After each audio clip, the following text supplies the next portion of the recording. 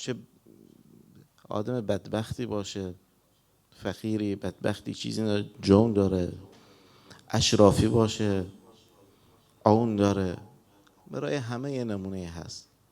این واقعا یک کشتی نجات همه است. خداوند برای هر کسی یک کسی گذاشته اونجا. یکی از مهمترین کسانی در واقعه کربلا حضرت مسلمه. مسلم تقریبا 39 سال، 40 سال، حالا 36 سال، همین حدودا بود. تعبیر زبان عربی میگن کهل یعنی پیرمرد، کهل بین 30 و 40 سال. ولی مقامش به بقیه شهدا فرق میکنه، حسابش جداست. اهل بیت حسابشون از بقیه جداست. این معلوم میشه از زیارت حضرت مسلم. امشب حتما انشاءالله همه بخونند. در اون زیارت میبینین این عبایر: اشهد لك بالتسلیم والوفاء والنصیحة لخلف النبی المرسل. این یادتون میاره؟ به زیارت ابوالفضل العباس سلام الله علیه تقریبا همون عبارات استفاده شده. یعنی کسی کمی نیست، با بقیه شهدان فرق میکنه. حالا حضرت مسلم ویژگی زیادی داشت. اون قبل از کربلا اون نماینده امیرالمؤمنین بوده، سرلشکر بوده در صفین، حالا کار زیاد، فقیه بوده، کار زیادی داشت. ولی حالا اختصاراً یک گوشه از یا یک صفت از صفات حضرت مسلم که گذاشت این شخصیت اون مقام پیش امام حسین داشته باشه. از نامش معلوم میشه: بعثت الیکم اخی و ابن عمی و ثقتی. حالا البته این اخی، این واژه خیلی برای ما مهمه. ما که در هیئت هستیم، اساس این هیئت بر برادری ایمانیه. این واژه واقعا باید یه شب بشینیم بحثش کنیم، چون روایت داریم از ابی عبدالله، خیلی حق داره. ما در روز قدیر انشاءالله چند هفته آینده میگیم اسقطت عنک کل حقوق الاخوه ما عدا 1 2 3 الشفاعه و الزیاره الی آخره. خب 3 چیز، پس این قدر حقوق هست. این اخوه خیلی کار مهمیه. ابی عبدالله صادق روایتی هست که المؤمن اخو المؤمن عینه و دلیله لا یخونه لا یظلمه لا یغشه لا یعیده عیدة فیخلفه. اون حالا مسئله برادری انشاءالله یه روز با هم بحثش کنیم، باید اجرا بشه. و الا این اصل این هیئت ها بر اینه، بر برادری ایمان. حالا بگذاریم، حالا این پرانتز بود. اخی و ابن عمی و ثقتی. این ثقتی به این معنا نیست که بله حالا اون محل اعتماد تموم شد. نه، امام حسین چند تا سفیر داشت. قیس بن مسهر صیداوی سفیر بود، غیرش هم سفیر بود. نه، حضرت مسلم یک چیزی ویژه داشت، مخصوص به فرد بود. کجا معلوم میشه؟ بعدش ببینید: این کتبه الیه. ببین، من حسینم، من حجت الله، امام معصوم. اگر اون این کتبه الیه ان اقدم یعنی اینقدر اعتماد داره که اگر اون تشخیص داد حق کجاست باطل کجاست، من امام معصوم به تشخیصش اعتماد میکنم. این خیلی مقام مهمیه که امام معصوم به تشخیص یک جوان 40 ساله 39 ساله اعتماد کنه. او هم کجا؟ در اوج فتنه. یعنی وقتی حضرت مسلم کوفه رفت، کوفه منبع فتنه است. اصلا ابن زیاد به مسلم چی گفت؟ اتیت الی هذا البلد که چیکار کنی؟ شتت امرهم و فرقت کلمتهم و رمیت بعضهم علی بعض. همون تهمتی که به امیرالمؤمنین زدن. اون خلیفه دوم به امیرالمؤمنین چی گفت؟ مرب لكل فتنه. هم مشرکین به پیغمبر چی گفتن؟ مشرکین مغیره بن شعبه چی گفت به پیغمبر؟ که آیات اومد، آیات درنی و من خلقت وحیدا و امددت له مالا ممدودا و بنین شهودا. تو میگه انه فکر و قدر فقتل کیف قدر ثم قتل کیف قدر ثم نظر ثم عبس و بسر ثم ادبر و استکبر. آخرش گفت ان هو الا سحر یؤثر. این سحر نه به خاطر معجزات، نه، به خاطر این که تهمت گفتن پیغمبر، ما یه زندگی سالمی داشتیم، خانواده ها همه با هم بودن، این پیغمبری که آمد یه شکافی بین جامعه ایجاد کرد. برادر با برادر دعوا داره، زن و شوهر و همسر دعوا دارن. خب این شکاف ایجاد، این مثل سحره چی میکنن؟ الساحر یفرقون بین المرء و زوجه. این یه ساحریه که فتنه ایجاد کرد. این تهمت همیشه بر اهل حق هست. تا حالا وقتی تا یه حرف خط ولایت میزنیم ما میگن شما فتنه ایجاد میکنین. البته آدم باید اینقدر هوشیار باشه تشخیص بده وضع چه میخواد که نه فتنه ایجاد کنه، در عین حال حق باید پرچم حق بالا باشه، اون حق باید نشونه. حالا در این وضع مسلم در کوفه بود، امام اعتماد که به مسلم که این وضع فتنه او درست کنه. واقعا مسلم همین کار کرد. مسلم، حالا خیلی بعضی به خیالشون که مسلم کارش انجام نداد، بالاخره مردم انقلاب کردن. نه، مردم انقلاب نکردن، مسلم کارش درست انجام داد. مشکل کوفه کسانی بودن که اهل ثقه بودن مانند مسلم، اما اون بصیرتی که مسلم داشت، اون تشخیصی، اون حکمتی، اون نوری که مسلم داشت اونا نداشتن. گفتن نه حالا وقتش نیست، صبر کنیم امام بیاد، نه حالا مثلا مذاکرات کنیم با ابن زیاد، با نعمان بن بشیر، فلان و فلان. این مشکل مردم اینجا بود. ثقاتی مانند مسلم ثقات بودن ولی مثل مسلم اون اندیشه نداشتن، اون حکمت نداشتن، اون نور نداشتن. حالا این نورانیت، این حکمت، این بصیرت از کجا به آدم میاد؟ مسلم چجور به این مقام رسیده؟ این مسئله خیلی مهمه. چجور به این مقام رسیده؟ اولا اگر خیلی مختصرانه بگیم، پناه به خدا، این نور، نورانیت که خیلی مهمه، نه فقط تشخیص حق و باطل، حتی در دنیا مهمه. حالا فردا شما مثلا یکی میخواد زن بگیره، یکی میخواد ماشین بخره، یکی میخواد مثلا یک کاری، یه بزنسی شروع کنه، چیزی، نوری نیاز داره و الا کارش کج میزنه. یه توفیقی از خدا نیاز داره، یه بصیرتی نیاز داره. خب البته آخرت هم همینجوره. خب نورانیت مهمه. از کجا به دست بیاره انسان؟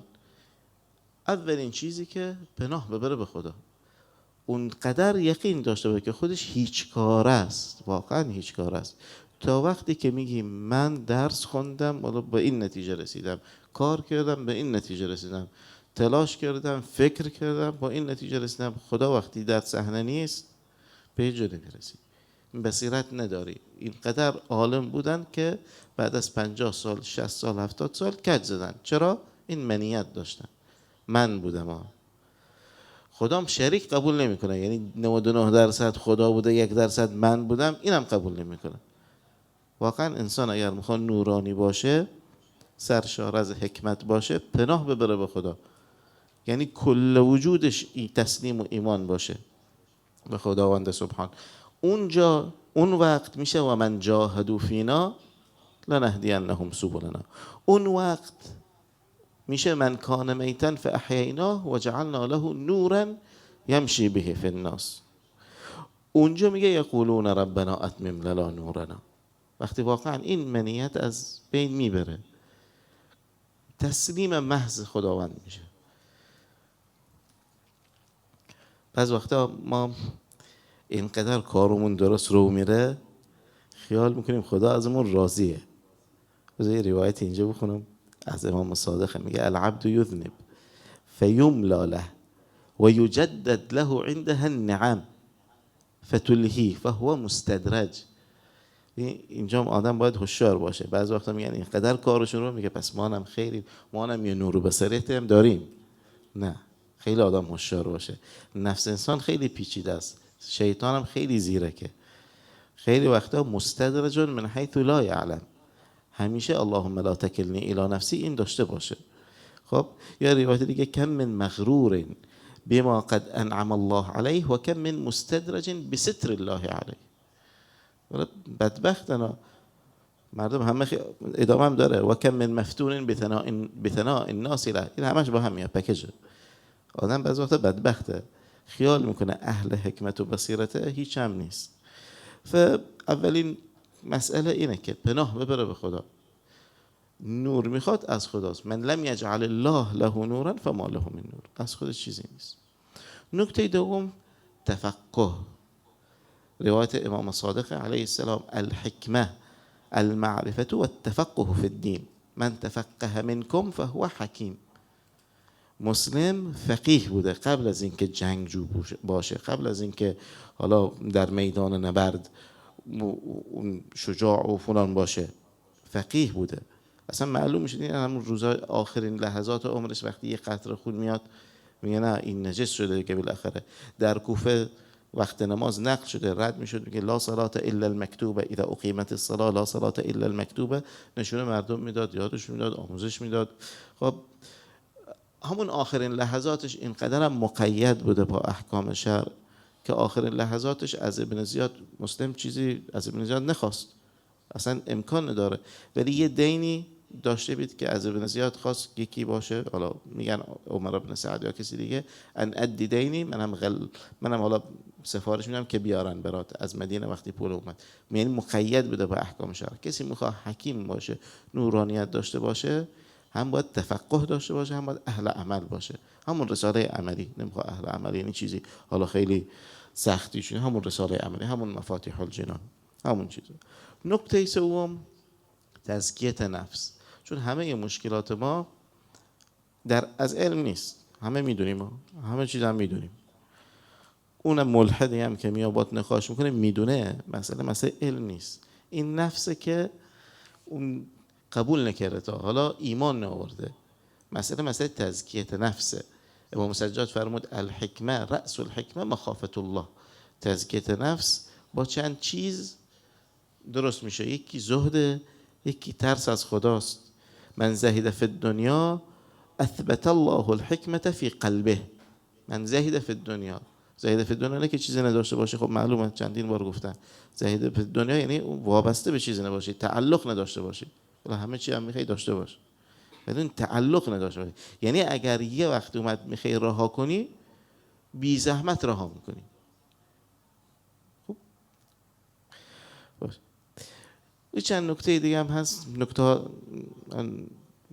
خب سریع یه چند نکته هست که این زهد و این حکمت زیاد میکنه. یکیش گرسنگیه، الحکمت و حفظ القلب و التقرب الى الله من میراث الجوع، در حدیث معراجه، خیلی سخته. یکیش سکوته، اذا رأیتم العبد صموتا وقورا فادنوا منه فانه یلقن الحکمه. حالا یکیش جنگ با شهوت، اغلب الشهوه تکمل لك الحکمه، امیرالمؤمنین سلام الله علیه فرمود. پس انسان اگر میخواد حکیم باشه و نورانیت در دست بیاره و تشخیص حق از باطل بده که در راه حضرت مسلم باشه، یکی پناه ببره به خدا، دعا کنه.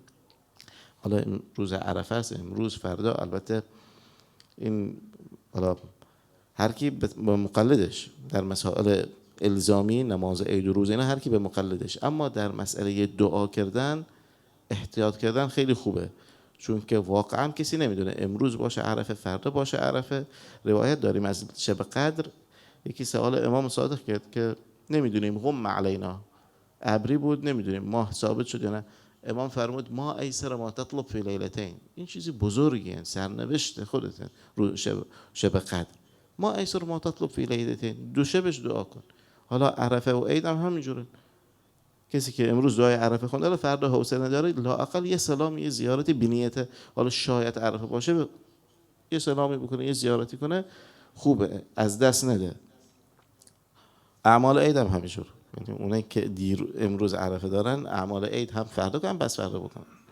حالا خلاصه پس گفتیم کسی میخواد نورانیت به دست بیاره پناه ببره به خدا، دعا کنه، مخصوصا در همین روزا. نه فقط دعا کن خدای ماشین، خدای زنم، خدای فلان، خدای بچه ها، دعا کنه اللهم الهمنی الصواب سددنی للرشاد اجعل لی نورا فی قبری اجعل لی نورا بین الناس الی آخره. دوما تفقه داشته باشه، چیز خیلی مهمیه. روزی 1 ساعت 5 نه 1 ساعت، ربع ساعت، روزی ربع ساعت اگر انسان بذاره تو 1 سال 2 سال 3 سال فقیه میشه، به اندازه خودش فقیه میشه.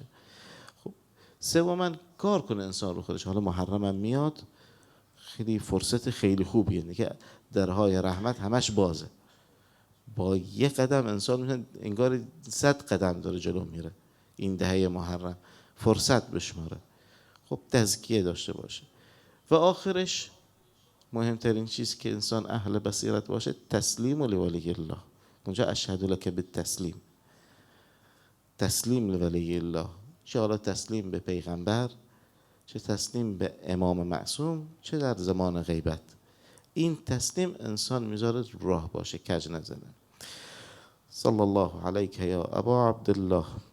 انشالله امشب حضرت مسلم شفیع همه ما باشه. سلام الله علیه و رحمت الله و برکاته.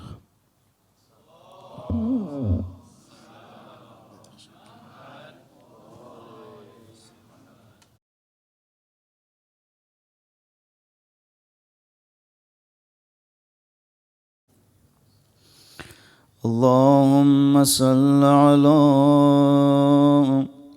فاطمة وأبيها وبعلها وبنيها والسر المستودع فيها بعدد ما حاط به علمك. اللهم كن لوليك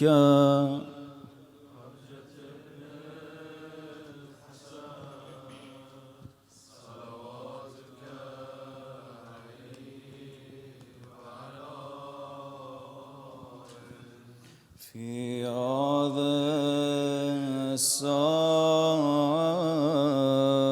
وفي كل وليا وحافظا وقائدا ودليلا وعينا حتى تسكنه أرضك وتمتعه. دستای گدای تو بالا بیار، صدا بزن آقا تو ابن الحسن، ابن شب جمعه و شب عرفه آقا تو دعوت کن ابن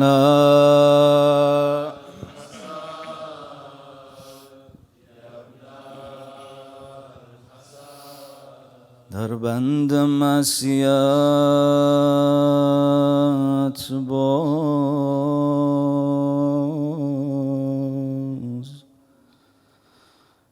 در بند معصیت باز. آقا ببین اسیرم، فکری به حال من کن، حالا که سر بزیرم. ابن الحسن بازم نوکر رو سیاهت اومده آقا. آقا قبول دارم درد سرم برایت، آقا قبول دارم درد سرم برایت، اما ردم نکن که بیچاره و فقیرم. آقا جانم بازم یه شب جمعه دیگه اومدم بگم آقا با روی سیاه اومدم، با پرونده سیاه اومدم. رفقا مثل امشبی آقامون نامه عملمونو میبینه، هی به این نامه عملم نگاه میکنه، اشکش جاری میشه، صدا میزنه به من قول داده بود اما عهدش رو شکست. آقا جانم آقا جانم امشب اومدم بگم غلط کردم، نفهمیدم. میترسم از شبی که توبه نکرده باشم. به خدا درد همینا میترسم از شبی که توبه نکرده باشم، در حین ارتکاب جرم و خطا بمیرم. یا صاحب الزمان، کیا عرفه رفتن تو صحرای عرفات، همه دنبال یه آقایی میگردن. آقا جالب، آقا جالب، آقا جالب. امشب یه نگاهی به دل ما هم بنداز یبن الحسن، یبن الحسن. محتاج یک نگاهم درمانده بین راهم، ای کاش که بیافتد تنها به تو مسیرم. با آقا حرف بزنیم کم کم روزه بخونم برات یا صاحب الزمان. فرقی نکرده اینجا بد یا که خوب باشم، در خانه راه دادی گفتی که میپذیرم، با بدیام گفتی بیا. آقا جالب، آقا جالب. حالا که از فراغت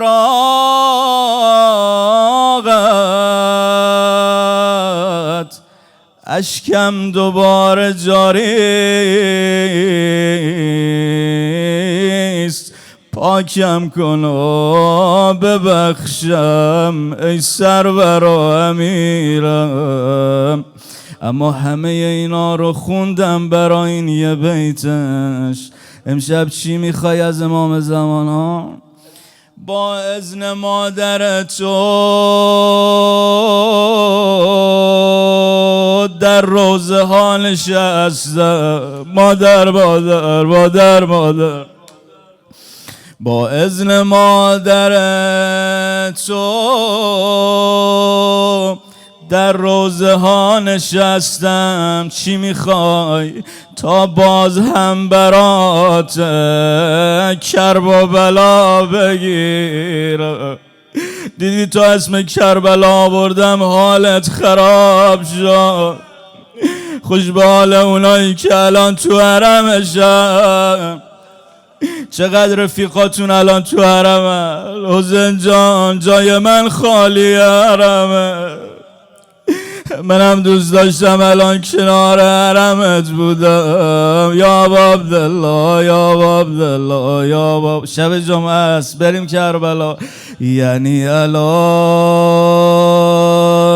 کی جای من روبروی ذریحه؟ یعنی الان کی جای من روبروی ذریحه؟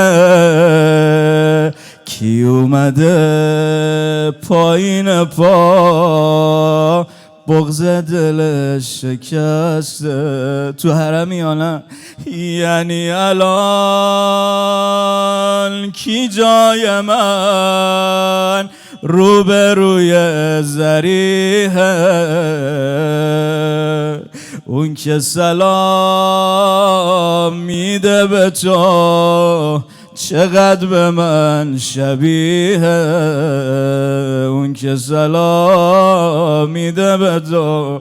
بیا امشب قرار بذاریم 40 کربلا باشیم. حسین جان نکنه نیام دق میکنم. قرارمون شبای بی قراری، پای ذریح روزه و گریه زاری، پای ذریح روزه و گریه زاری. آقام آقام اما رفقام، شب شب مسلمه، شب شهادت اون آقایی که همه چیزشو در راه حسین داد. امشب دل تو روونه یه کوفه کن ها، به اشک چشمات امشب جاری کن، به چشمت التماس کن. از امشب دیگه محرم شروع میشه رفقا. کیه این آقا؟ زبان حال حضرت مسلم. مسلمم حامل پیام حسین، مسلمم یاور قیام حسین. بر سرم تا همیشه بوده و هست سایه لطف مستدام حسین. کیه این آقا؟ زبان حال. از ازل هستم از مریدانش، عاشق مسلک و مرام حسین. همه زندگانی خود را میزنم یک سره به نام حسین. میشوم خاک با اشاره او، میدهم جان به احترام حسین.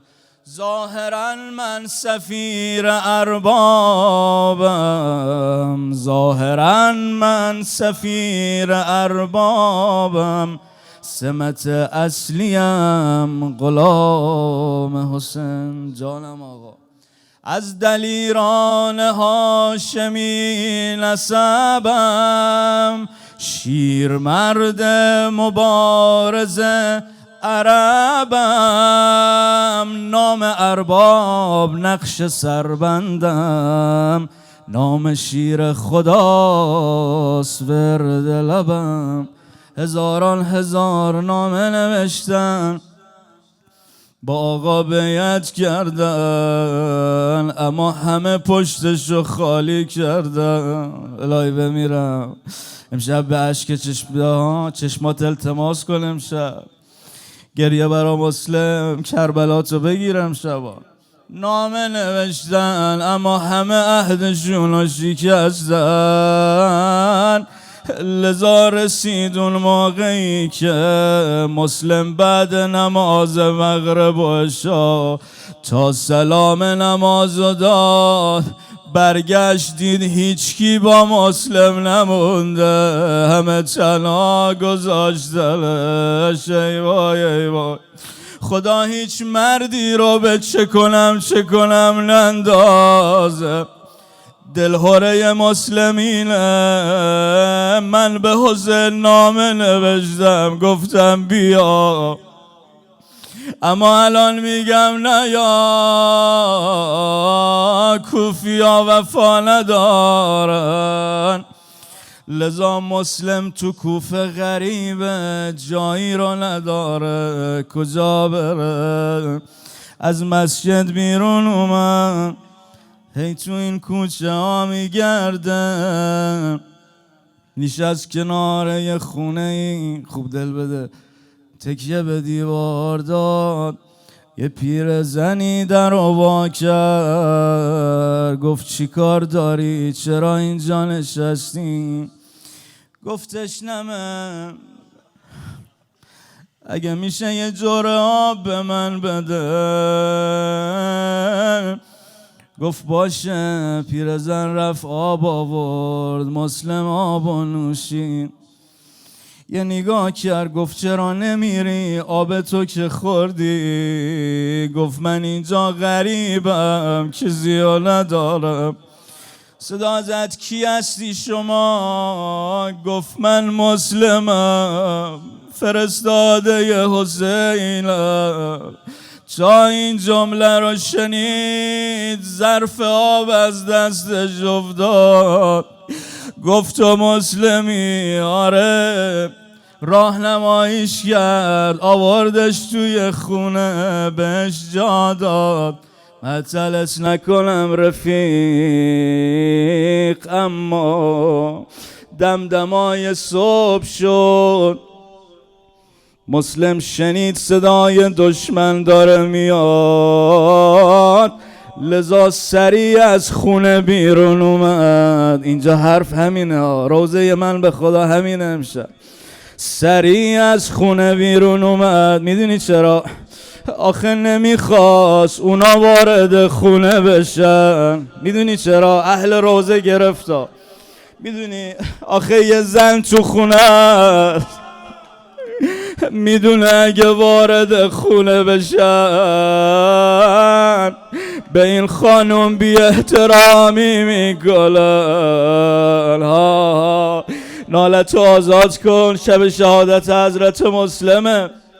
لذا سریع از خونه بیرون اومد. بذار روزه رو باز کنم یا زهرا یا زهرا.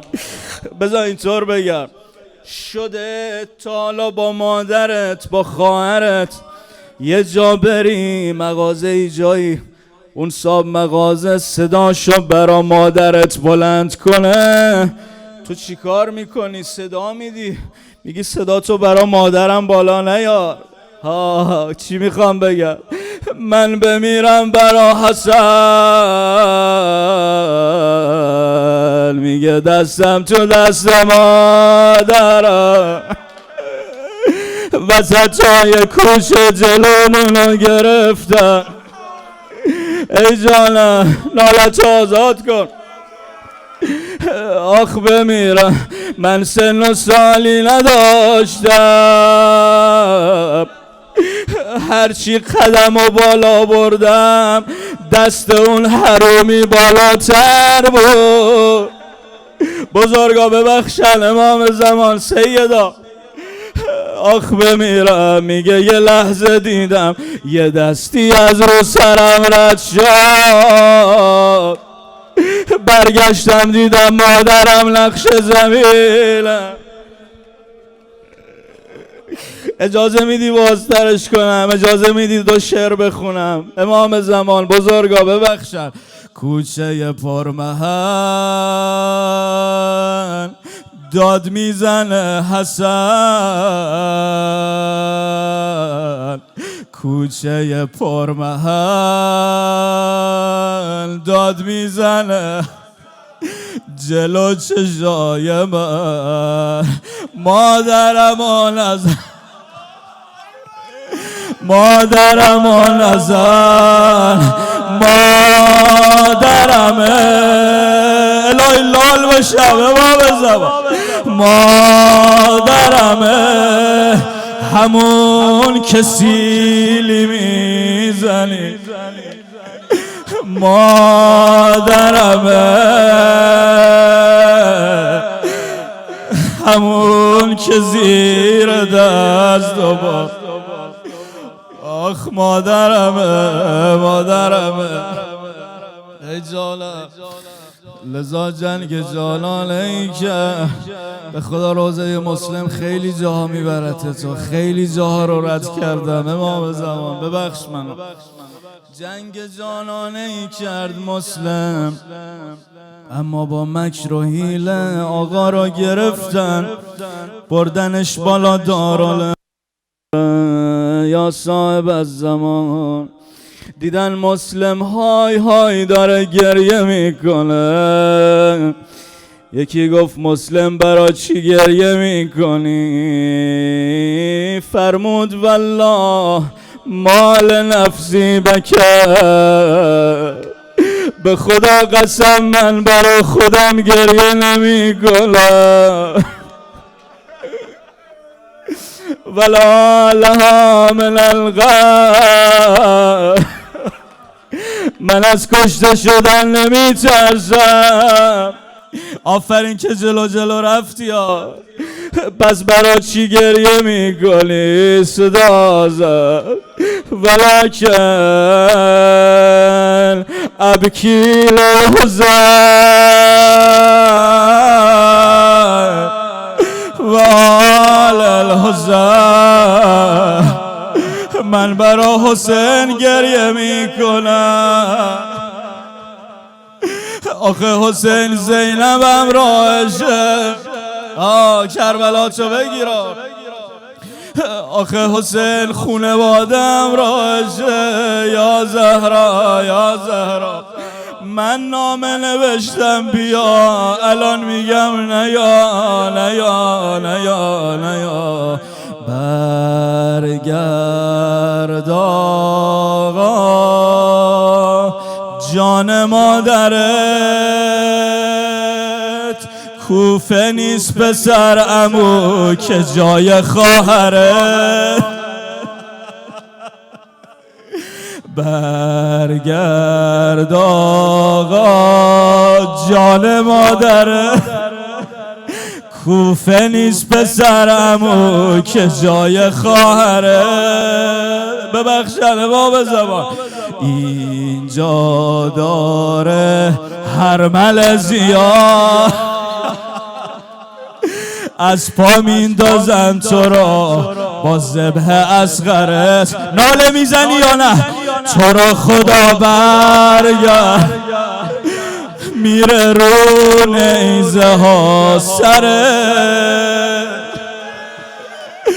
تو را خدا برگرد، میره رو نیزه ها سرت. میترسم آقا جون اربنر باشه اکبر. شروع محرم همینا. آخ آخ بمیرم.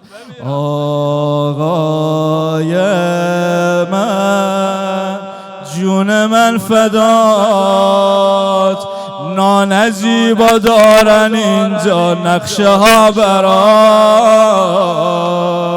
گریم واسه زینب حسین، از رو تل زینبی میزنه صدا. حرف آخرم ببخشن بزرگا امام زمان، شرمندم آقا شرمندم آقا. آقا رو بردن بالا دارالماره، مسلم و غریب و تنها، از اون بالا انداختنش با این مسلم و به شهادت رسوندن. شب جمعه است، شب جمعه است. اینم بگم یا زهرا یا زهرا. میخوام بگم مسلم آقا جان، درست شما رو غریب و تنها گیر آوردن. تو رو امام زمان آروم نشینی یا حرف آخرم شب جمعه است، شب شهادت آقامون مسلمه. درست شما رو تنها گیر آوردن، غریب گیر آوردن، اما دیگه کسی با اسب از رو بدنت رد نشد، کسی نیزه به پهلوت نزد.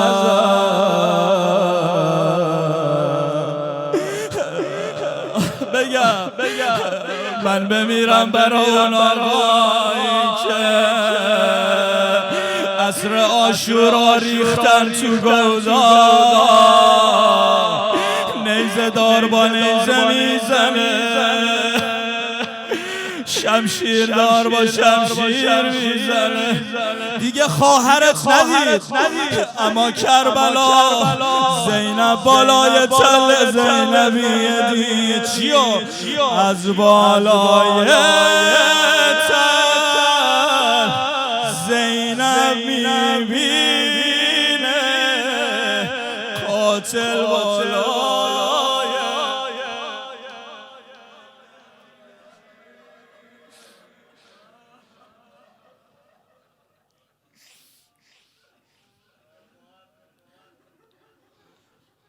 صلی الله علیک یا مریم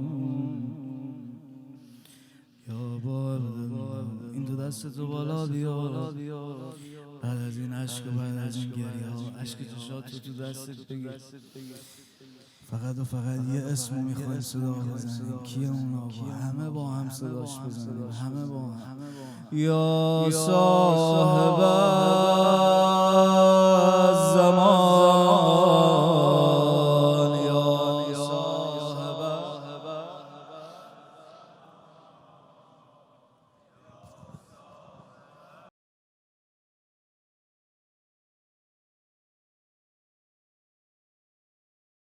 دیده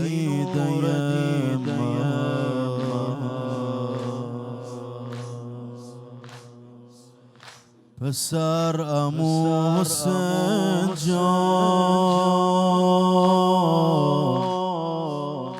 کوفه نیا که کوفی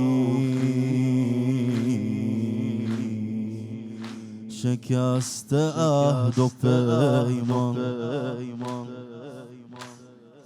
با چه حالی داره حرف میزنه ایستاده بالای دارالاماره این قدر زدنش کمرش خم یه جور داره یاد فاطمه میفته یه جور داره فکر رقیه رو میزنه یه جور داره میگه آقا ببخش خیلی غلط کرد امشبم تو هم به حال نفست بگو ببخش خیلی غلط کرد من آروم باید بخونم ای نور دیده من پسر عمو حسین جان کوفی نیا که کوفی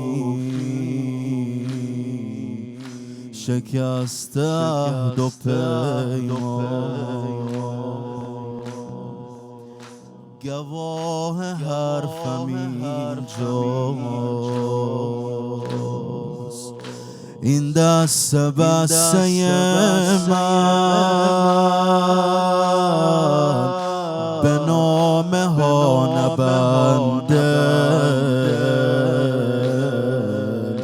که هستن این و دشمن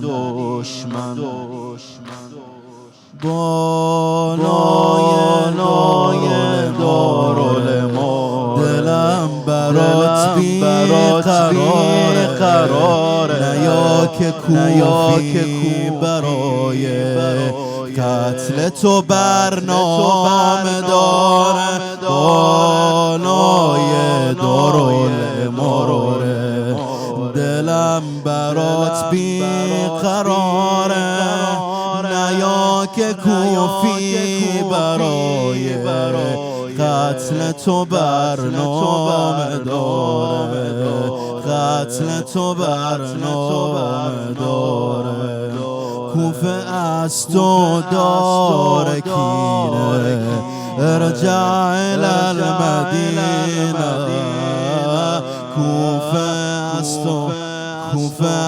تو داره کینه ارجع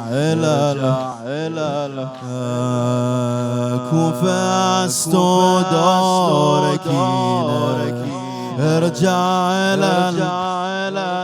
من با یه گامی بالاتر میخونم که همه جواب بدیم کوفه از تو داره کینه ارجع المدینه کوفه از تو داره کینه ارجع المدینه کوفه از تو داره. من به اونایی که تو کربلا هستن گفتم سلام رفاقم شب بدیم خیلی دلتنگم به فکر چی بود مسلم چی میشه دختر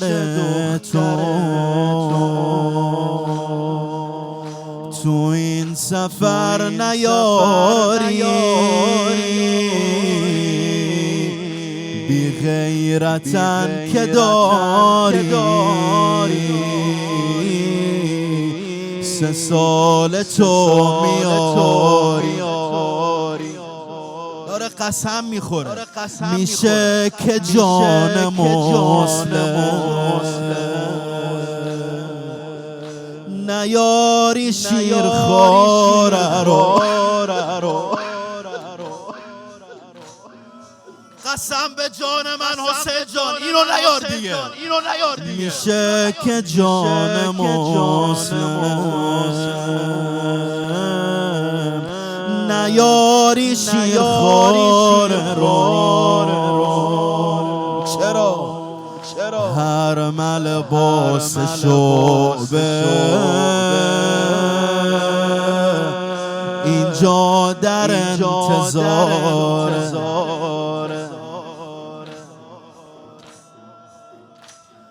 نجارها آماده میشن، خلخاله ها آماده میشن.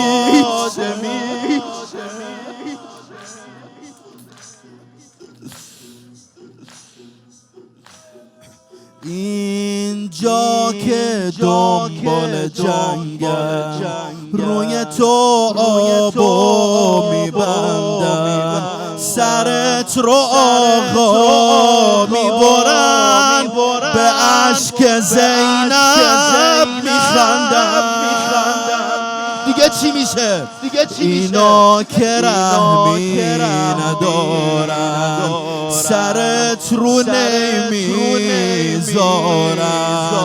جلو چش خواهر تو منزل به منزل میارن. حرف زینب چی شد؟ از دور با زخم تنه گفتم، از دور با زخم تنه گفتم دیگه بی سر نمیشی، هرچی به هم میچیدمت از این مرتب. شب جمعه است بریم عذاب کردنت، منع آب کردنت، شبیه گندم ری اسباب کردنت، به خون گلود خذاب کردن، شبیه گندم ری آسیاب کردن. اینو همه بلدن، بخونیم با مادرش به نیت شب همه محرم، بگیم تموم حسین،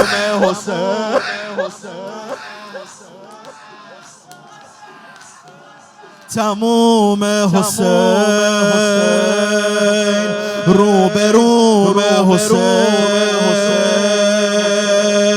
خودت بگو که پیکرت کدوم حسین.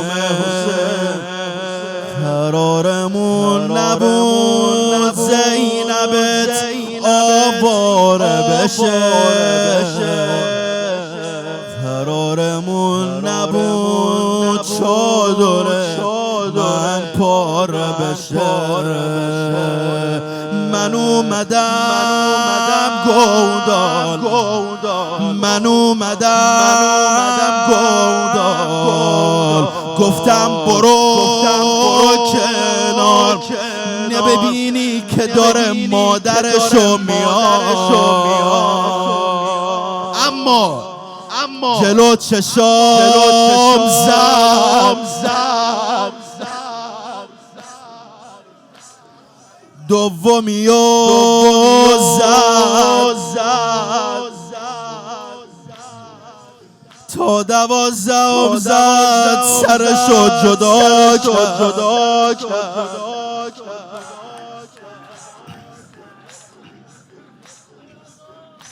از خیمه ها صدا میاد، عمه بابا کجا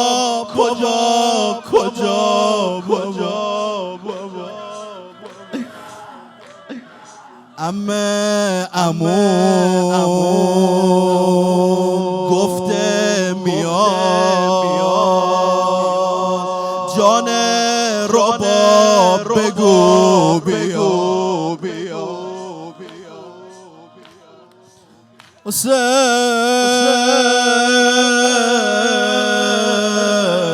دست گدای بالا، ای جان به نیت شب اول محرم. حسین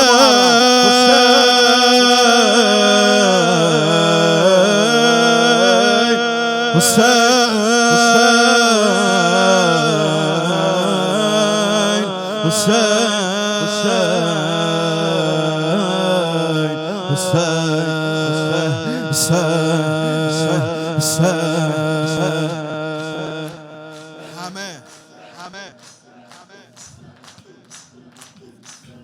یه چیزی میخوام بخونم که همه بلدن، اما دو تا شرط داره. یکی که خوب سینه بزنی، یکی که واقعا سینه بزن، چشاتو ببند انگاری روبروی حرم ابا عبدالله هست. دلت نیست؟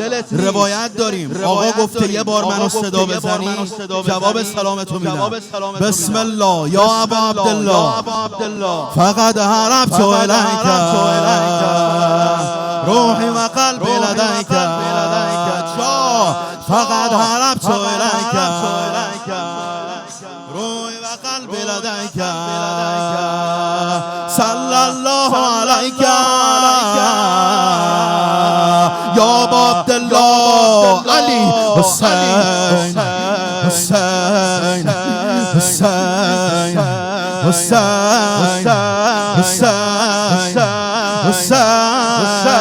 حسین حسین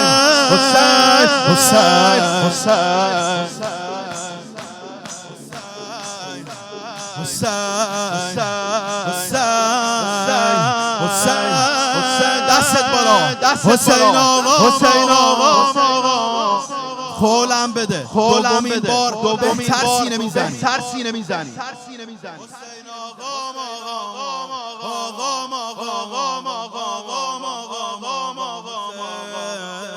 فقد حربت الیک روحی و قلبی لدیک جانم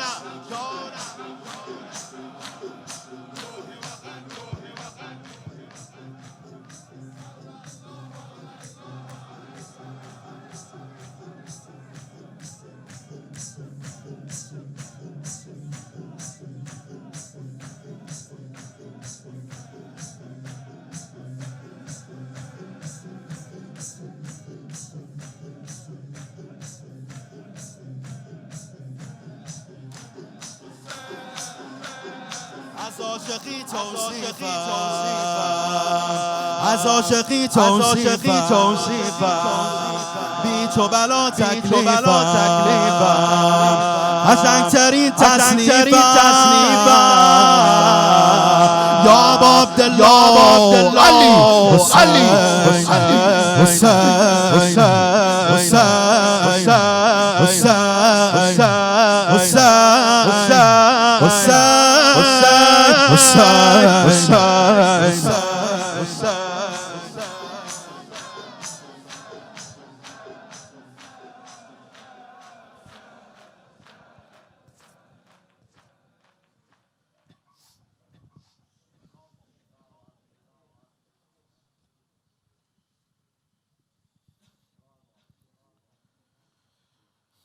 کوفه آه غربت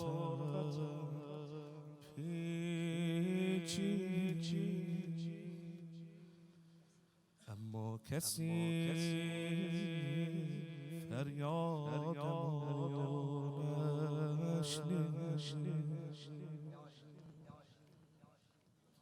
تو کوفه آه غربت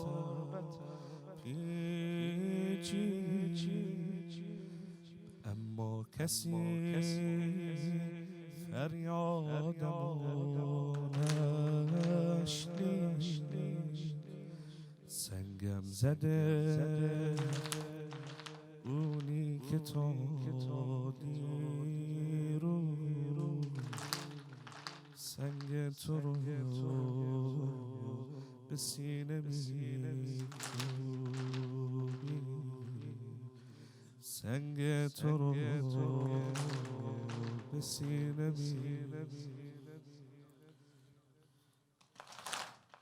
تنها که موندم یه چیزایی دیدم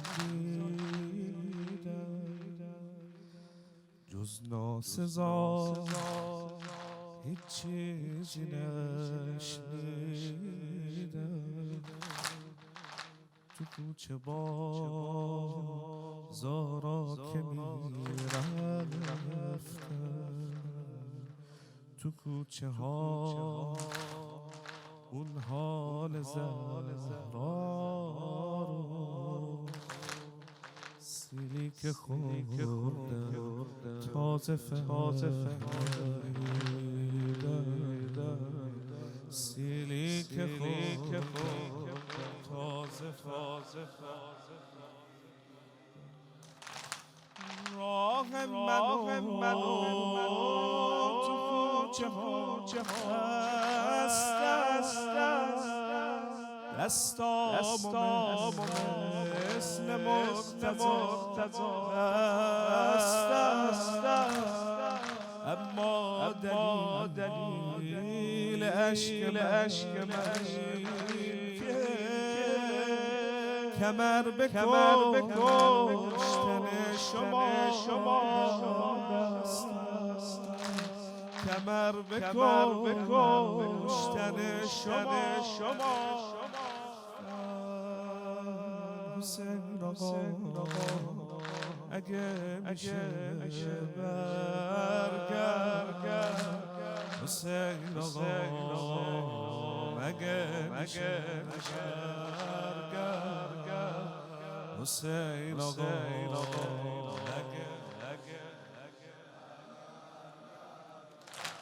حسین آقا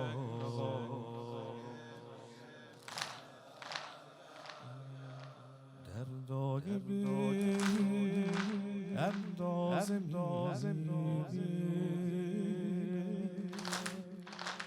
هر روز یه درد تازه تو کوچه بازارا که میگردم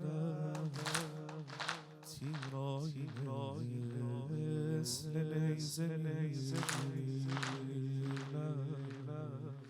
تیرایی نیزه دیگه دلم از کوفه هر کس برای یه فکرایی داره از تو چشای خولی دست از سر تو بر نمیداره دست از سر تو بر حالم پریشونه چشام از حرفاشون میشه دلم به دختراشون قول گوشواره قول کنیز میدن به زنهاشون قول کنیز میدن به حسین آقا مگه میشه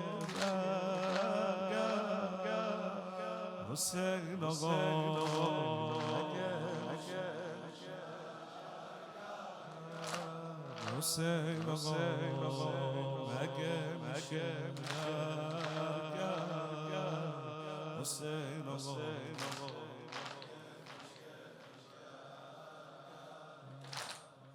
جوری میتونی بگم با این لب خونی میگم من تشنه جون میدم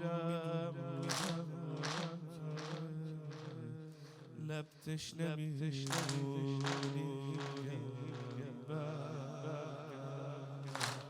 لب تشنه میمونی حرف از خرید خنجر حرف از گلو و هنجر تیری که دست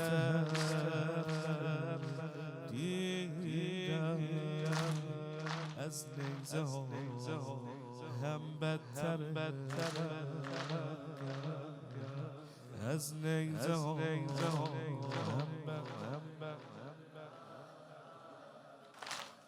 کوف زینب پیش مخدرات میشن اینجا کسی هم بازی نیست دست رو تو بگیر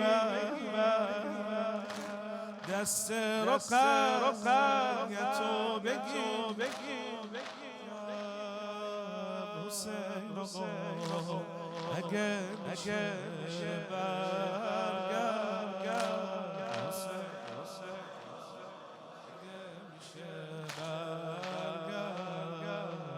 حسین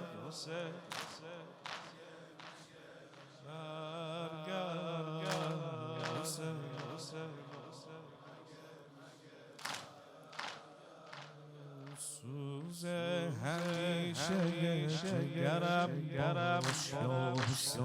سوزه همیشه گرم من سینه میزنم سپرم من سینه میزنم در طول اون جست پناهی نداشت در طول اون جست پناهی نداشت مثل گذشته ها پدرم باش یا مثل گذشته ها هر روز مادرم سر سجاده گفتم خیلی مراقب پسرم باش خیلی مراقب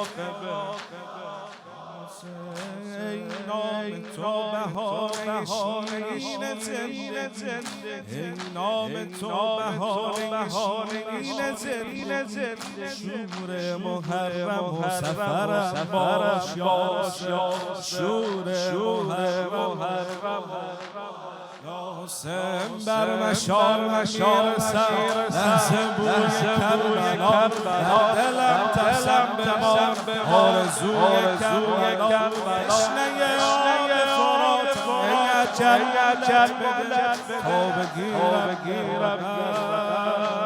قبر شهید کربلا مظلوم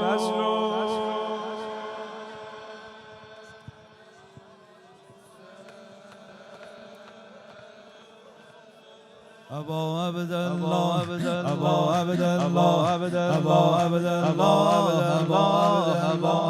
أبا عبد الله بخون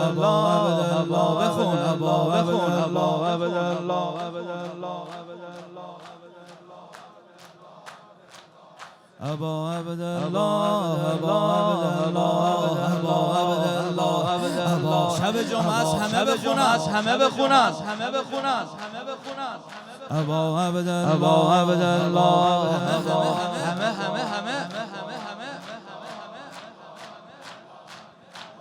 أبا عبد الله حسین جانان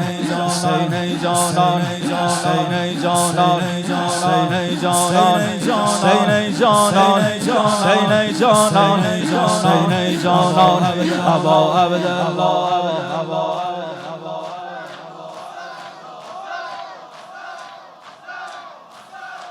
شب جمعه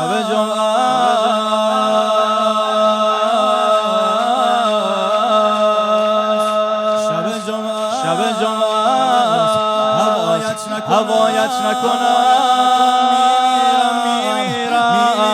میمیرم یادی از صحن و سرایت نکنم میمیرم حسین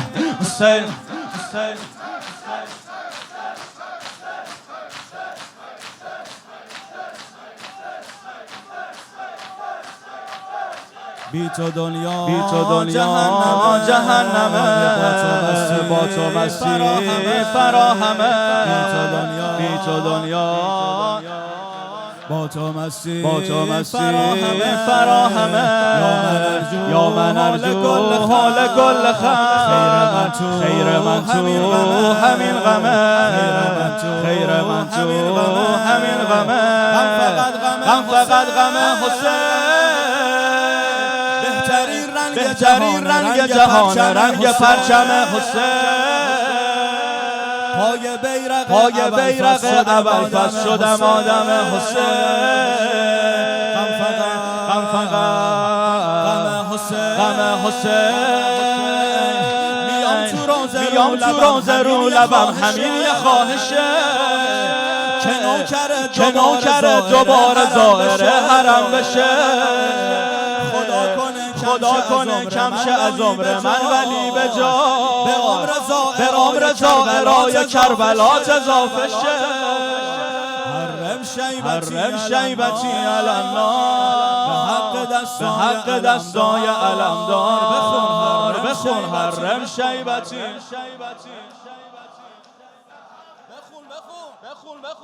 حرم شیبتی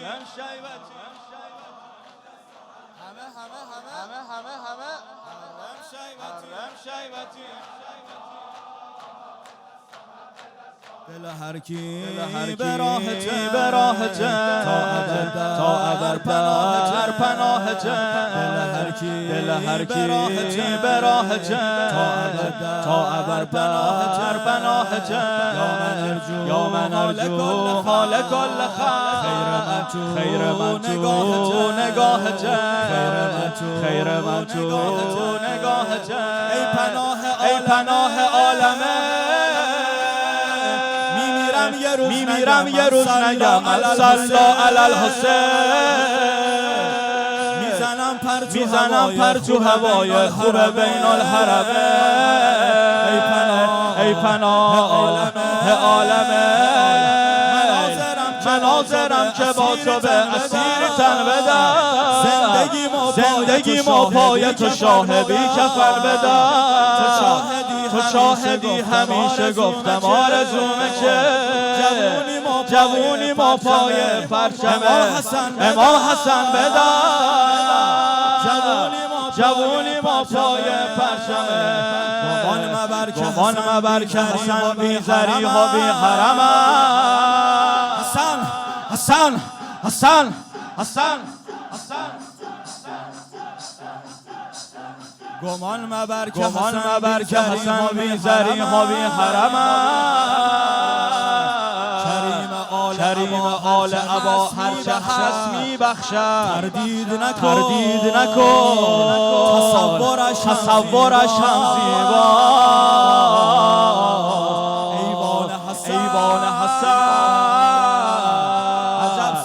عجب صفایی دارد آرزونی انشالله تو حرمش سینه بزنیم حسن جان آرزونی رجزنی من آخر روزی وسط صحنه حسن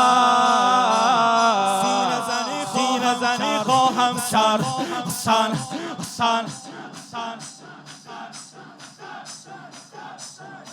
هر کی بلده با من بخونه ها ای بهترین سرآغازم ای بهترین آقای ای بهترین سرآغازم آقای دست من هر دوشنبه با ذکر کل هفته ما میسازم ناشدنی هم شدنی میشه تو حرمت سینه زنی میشه ناشدنی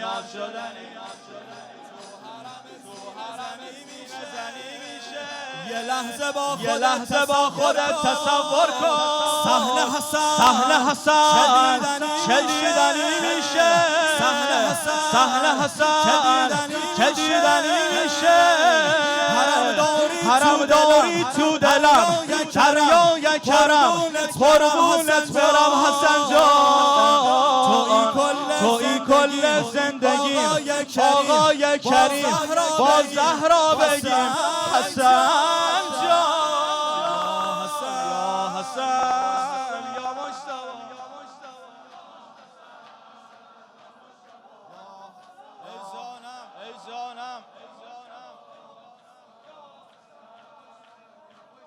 یا حسن یا مجتبی ای جانم یا حسن یا مجتبی یا حسن با تو کرم شده من خیلی تو با مرامی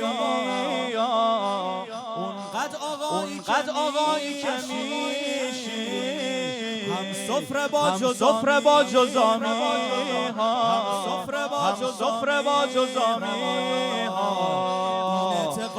اعتقادم علنی میشه تمام دنیا حسنی میشه تمام دنیا حسنی میشه تو حرم امام حسن ذکر حسین شنیدنی میشه و صلی الله علی شاه بی بدل ای ظرف الاجل حسن جان نشون دادی غیرتو تو جنگ جمل ای مرد عمل حسن جان حسن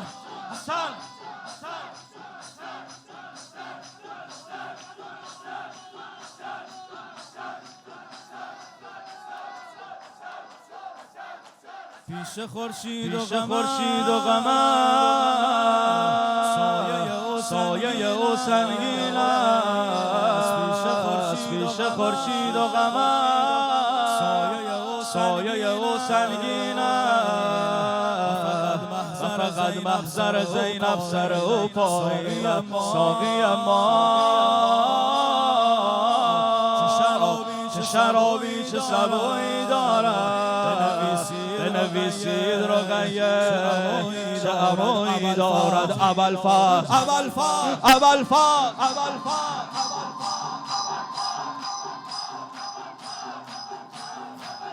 بنا بوده توی عالم توی عالم فقط عباس قمر باشه بنا بوده تو هر سختی برا زینب سپر باشه به جز عباس کی میتونه خاک پاشم گوهر باشه بیاد اسم ابو فاضل اگه حرف جگر باشه مثل حیدر تو کراری تو مشکل گشاتلین علم داری عجب رزمی چه سرداری اگه میشه ضربه خود شنکاری ابو فاضل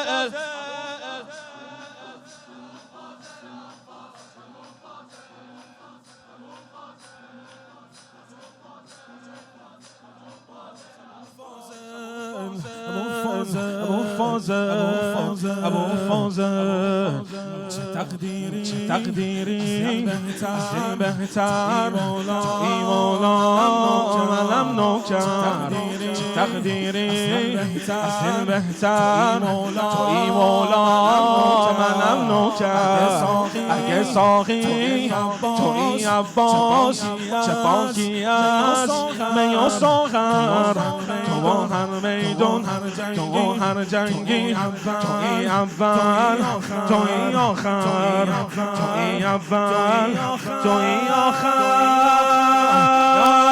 یا همه تشنه توی سقا همه تشنه توی سقا بازم دست مکش روی سر دنیا توی چهرت علی پیدا جنگی تو معرکه مثل مولا ابو فاضل ابو فاضل ابو فاضل بخت از اون ابا عبدالله میگیره بزرگ بخت از اون ابا عبدالله میگیره بزرگ میگه علی جان پسرم برو برام از آن بگو میگه علی جان پسرم برو برام چه ازانی الله اکبر چه کمالی چه بیانی الله اکبر چه جمالی الله اکبر ای تلاطم موج قیام علی اکبر ای ترانه روی لبام علی اکبر ای تلاطم موج قیام علی اکبر ای ترانه روی لبام علی اکبر السلام علیک علی ولی الله السلام علیک آقام علی غم شیرینم یا ابا عبدالله دنایینم یا ابا عبدالله غم شیرینم یا ابا دینایینم یا ابا عبدالله همه جا گشتم به خدا مثل تو رو ندیدم یا ابا عبدالله تب جنونم تب حسین تب جنونم تب حسین توی دنیا هر شبم شب حسین غم عزیزم غم حسین من تولدم محرم حسین من تولدم محرم اربعین عالمو برده زیر دل مرکز زمین کجاست این الحرمه اربعین عالمو برده زیر دل مرکز زمین کجاست این الحرمه دوست دارم آخر کار جون بشکن توی غم هرچی بگم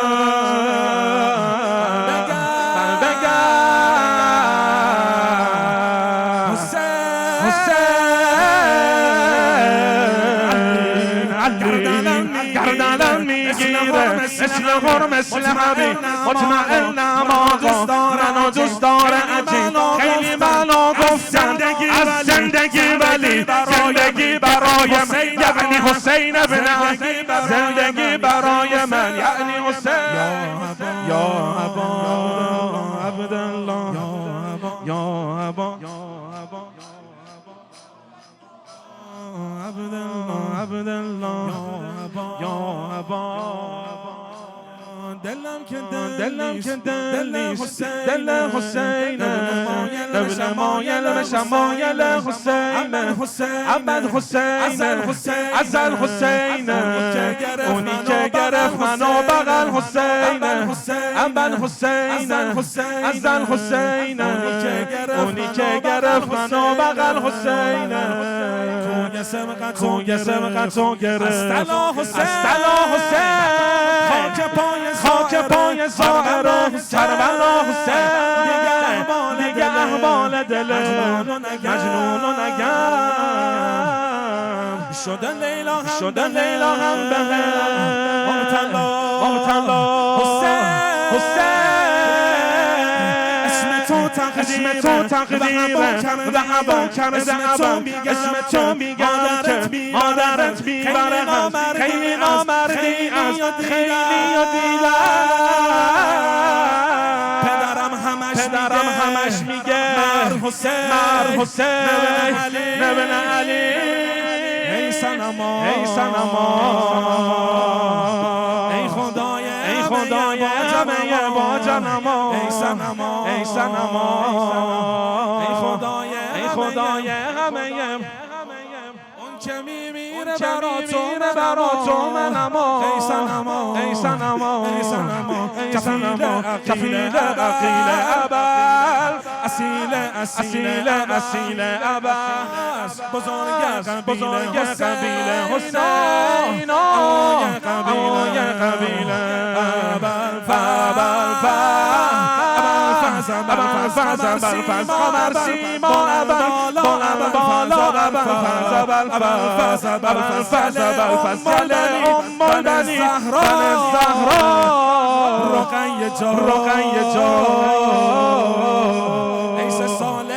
ساله بزرگ خاندان رقیه جان ایس ساله بزرگ خاندان جانم جان صاحب الزمان رقیه جان جوانی حلال رقیه همه دنیا مال رقیه جوانی حلاله همه دنیا مال رقیه همه عزت و آبرو ما از قباله رقیه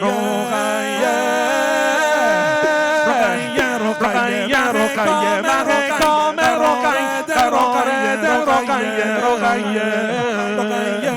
رقیه عشق جناب ابو فاضل همه عشق جناب ابو فاضل هر که داره حوث کرم و بلا بسم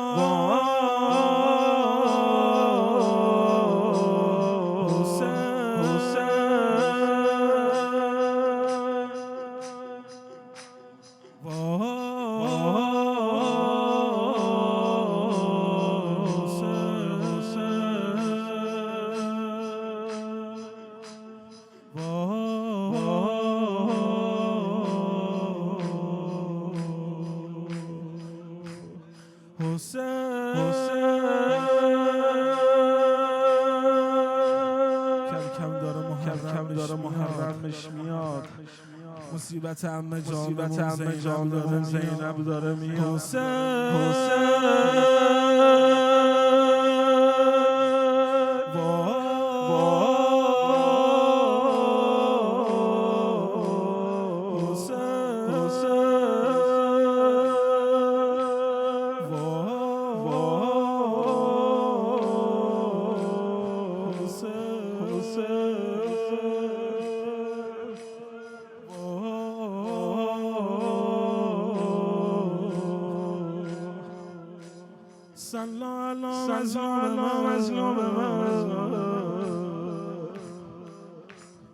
آبت ندادن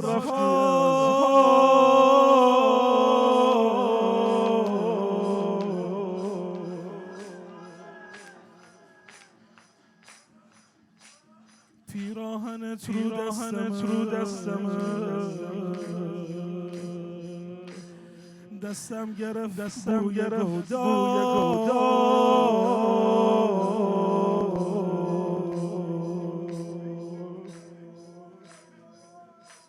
شمر تنت رو پاکزم دیدم چه دردی رو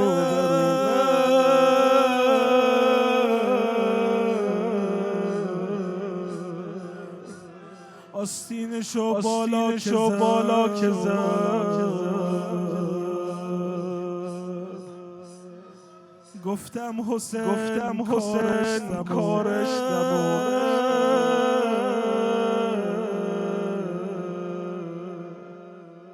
فریاد کشید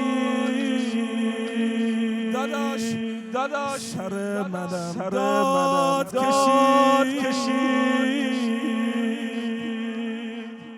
تیغشو جلاد کشید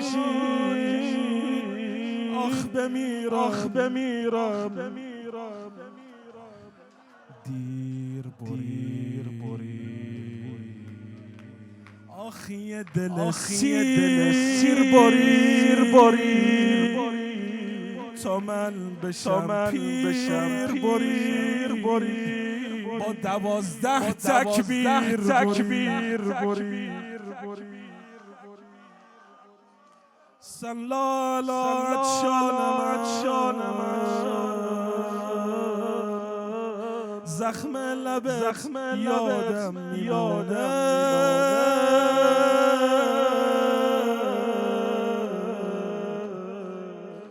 نفس نمونده جان من زینب چجور بخونه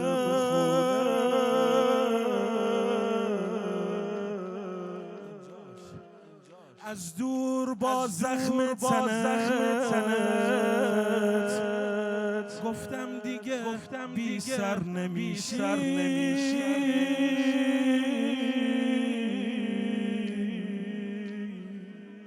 هرچی به هم میچینمت از این مرتب‌تر نمیشی عذاب کردمت منع آب کردمت داداش عذاب کردمت منع آب کردمت شبیه گندم ری آسیاب کرد بگو چی کار کنم حالا که پارتنی بگو چی کار کنم که دست و پا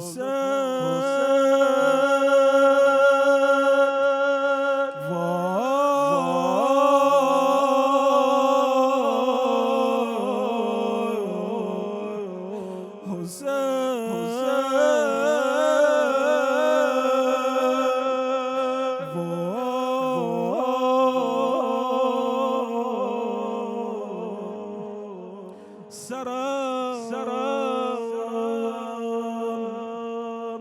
خاک کف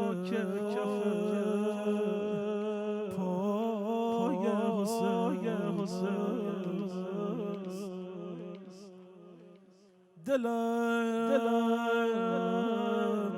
مجنون صحرای حسین بود پروندم چون برگ گل پاک در این پرونده امضای حسین وقت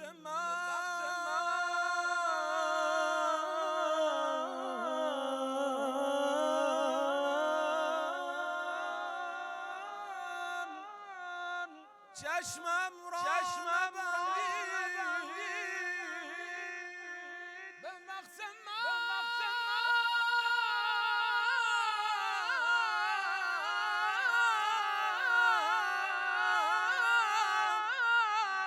چشمم را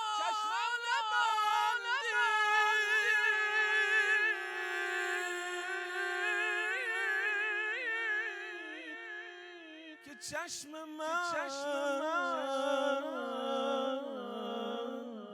به سیمای حسین نترسانیدم از روز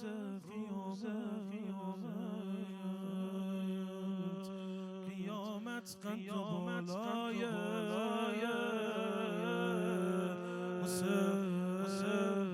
اللهم عجل لوليك الفرج اللهم عجل لوليك الفرج اللهم عجل لوليك الفرج اللهم اشف كل مريض ورد كل غريب وفك كل أسير اللهم غير سوء حالنا بحسن حالك يا كريم وصلوا يا رب على محمد وآله الطاهرين.